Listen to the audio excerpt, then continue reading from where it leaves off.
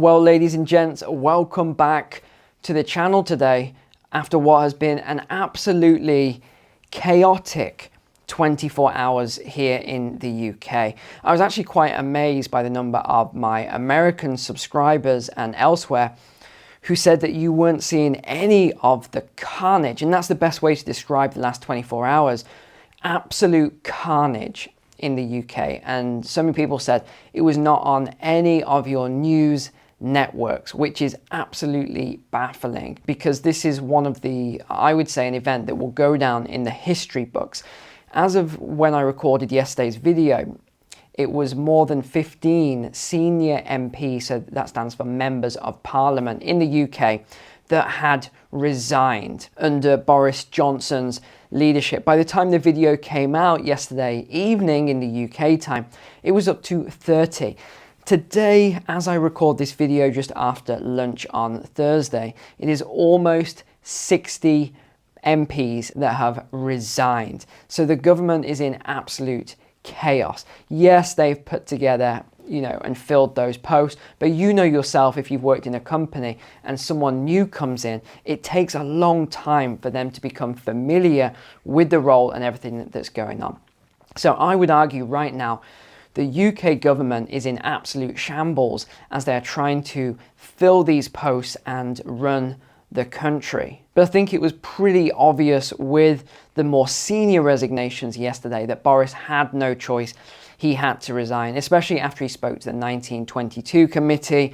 I think it was quite clear they would have said to him, Boris, you need to resign or you're going to be kicked out. Leave with some dignity here. So of course he came out and made the statement to resign. The job of a Prime Minister in difficult circumstances when he's been handed a colossal mandate is to keep going. Prime Minister, how's your week going? Terrific. Good afternoon, everybody. Good afternoon.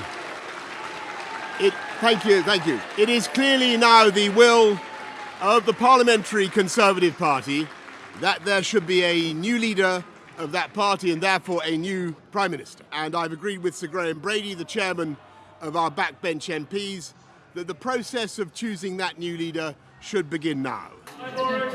Bye. Now, one thing I found interesting about his speech was that in all the 6 minutes, not once did he take any responsibility. Not once did he apologize for any of the breakdowns of integrity and all of the things that had happened. Not once. No, he praised himself throughout much of that speech, which I was very surprised by. But what I wasn't surprised by was that he didn't say he was going to leave immediately. He said he will leave when the right leader is chosen. Now, I want to show you what the flow chart looks like for that, which is why I don't think you're going to see him leave this month, July. You're not going to see him leave in August, and you're not going to see him leave in September if we go by this flow chart.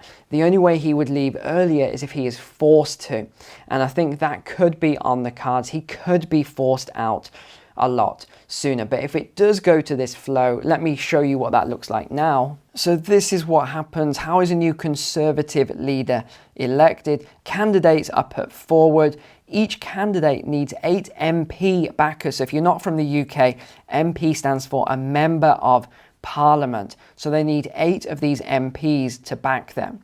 Okay, so then you have, let's say, these 3 people here. And then in the first round, Conservative MPs vote.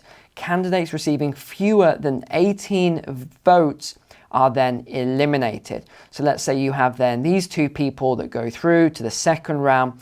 The MPs vote again, and the candidates receiving fewer than 36 votes are eliminated.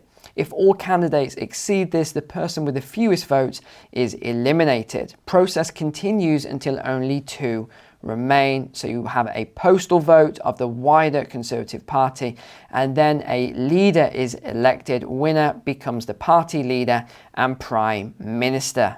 Now, the other reason I think that there is a chance that he could go before that whole process takes place is because there are so many people now that have resigned, almost 60, as I mentioned, which is just mind-baffling. This has never before happened. If you look at the historical charts on this, I was looking at it earlier, it's quite fascinating. Theresa May beforehand, another Prime Minister, she had a lot, but almost 60, no, I think that's about 50% above what she had. So I just don't see how he's going to continue and to actually create this new cabinet when he's had so many resignations of some of the most powerful MPs. Now, one thing that really made me laugh was that he appointed Nadim Sahawi to be his Chancellor of Exchequer, so his number 2 man, right? So he appointed him yesterday, and then today Nadim came out and said, Boris, you need to go. Not long after that, he put himself forward as a future Prime Minister. Of course, this was just talking to other MPs, sort of, you know, fishing, putting the word out. I just think that is so funny. So let's move on to the next thing then. Who could replace Boris as Prime Minister? Now, at the moment, I would say you've got 2 potential candidates. One of them you will have probably never heard of before if you are not a British person, and that is Ben Wallace. The other one you will have heard of, and that is Rishi Sunak, who I've talked about quite a lot. And I really had to laugh as well yesterday after, you know, finishing the video and everything, and just looking over, watching some of the videos of Rishi and what he's been saying, and Prime Minister, he needs to go, just no integrity, there's no integrity there. And now Rishi's putting himself forward, as I mentioned yesterday, as a potential candidate for Prime Minister. Surprise. Now here's what I found funny about it. Rishi Sunak criticising Boris Johnson for lack of integrity. Yet Rishi is surrounded with controversy right now over his wife's tax dealings. Yes, not tax evasion, but tax avoidance. I think that's the most polite way to say that. Not only that, Rishi Sunak had to pay a fine. Remember the police investigation? He was fined. He was at the same party as Boris Johnson during the lockdowns. This is what makes me laugh so much. He was at the same party, and then he criticizes Boris for his lack of integrity. It's mind-blowing. The other one that really made me laugh was Matt Hancock. Watch this clip. It's time for the Prime Minister to resign. So this is Matt Hancock, the Health Secretary during all the COVID and the lockdowns and all these things, who, I don't know if it would be too strong a word to say had an affair, but let's just say the woman that he was passionately kissing, I guess we can say, was definitely not his wife. Talk about breaching the lockdown rules. But just one other thing I do want to mention on Rishi Sunak, which is a little bit interesting. I don't think many people picked it up yesterday. And that is that he actually came into politics in 2015. So within just 5 years, he became Chancellor. Again, the number 2 position in the country. Within 5 years, never having done politics before, came straight in. Now, where was he before that? He was in a hedge fund, and before that, he was in Goldman Sachs. Now, we have a lot of this at the moment. JP Morgan, Goldman Sachs, some of these big banks, a lot of big hedge funds and the like, politicians that worked there, now coming in and getting somehow fast-tracked in politics. I don't know about you, but it seems a little suspicious to me. But I did want to show you one other thing. The BBC have run a story then as to who will replace Boris Johnson. Guess what I said yesterday? Rishi Sunak. Now they've got him right up there. However, I don't know 100% if he will replace Boris. I think, and I'll tell you why I think this, but I think it's probably going to be Ben Wallace that replaces him. And again, I've just highlighted a couple of points I just mentioned there. Only became an MP in 2015. And just 5 years, even though no one had ever heard of him, he was Chancellor by February 2020. Again, a little suspicious.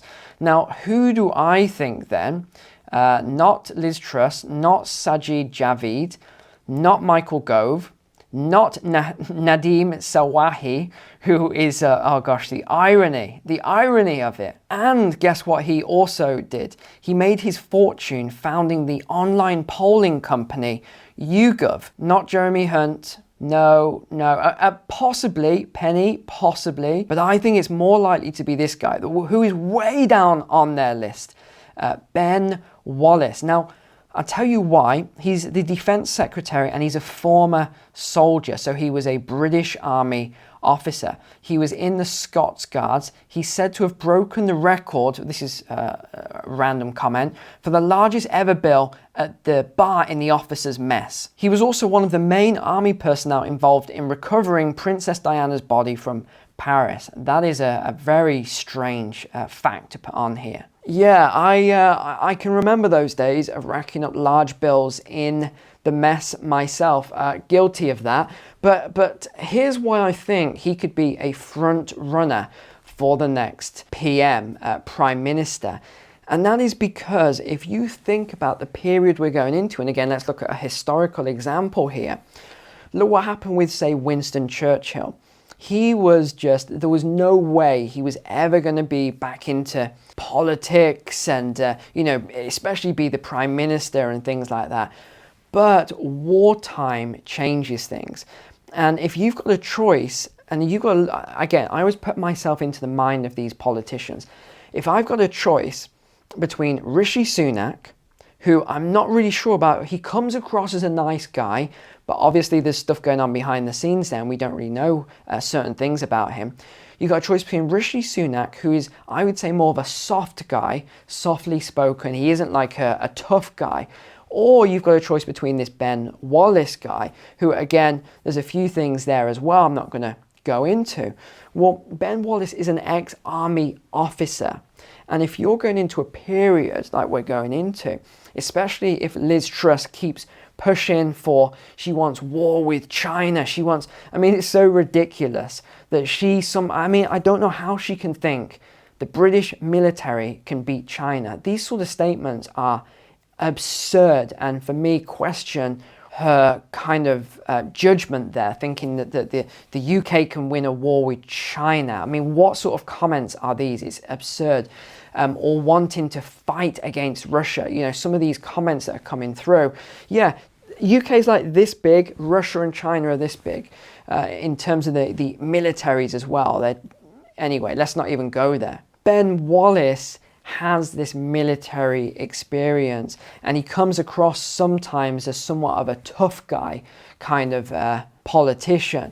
So I think what's most likely to happen, again, don't start making bets on this and then, right guys, just because I'm pretty good with most forecasts, it doesn't mean I'll be right here. Don't start making big bets on this, but if I had to sort of guess here, I would say it's going to be someone between maybe Rishi, Penny, or you're going to have this Ben Wallace, who would be the next Prime Minister. Of course, we know with a big media push for maximum diversity, I think they're going to be front-running Rishi and Sajeev and Nadeem and then maybe Liz or Penny. So Ben Wallace is the older Caucasian male here in this scenario, but I still think he's probably got the best opportunity to actually become the next Prime Minister. Now, if you ask me personally, I don't think this whole diversity thing should come into play for the leader. Why? Because we are in some unprecedented times right now, some absolutely chaotic crisis periods that haven't even hit yet. We haven't seen the major food crisis hit the West yet. We haven't seen a lot of the other things with the energy, ESG, carbon mandates. All these things are yet to hit even harder. So me personally, I think it should be the best person for the job. Who is the best person right now? I can't tell you. I would need to do a lot more research and start looking into the background of a lot of these MPs. But from what I'm seeing with all of the fines and the criminal investigations and all the stuff that is just going on behind the scenes, it doesn't really look good for any candidates right now from my point of view. It would be really great if we could just have a complete clean sweep, get rid of everyone, bring in fresh people. But from what I'm seeing, it isn't really looking very positive for whoever comes in. It's going to be a very, very difficult job during a time of crisis. So thanks for watching today. I will see you tomorrow for the weekly Walk and Talk. There's so much to talk about. Georgia Guidestones explosion, the food catastrophe by the United Nations, 70,000 truckers fired. We've talked about Boris resigning. We've got all this stuff going on this week, which is just absolute chaos. What a time to be alive. See you tomorrow.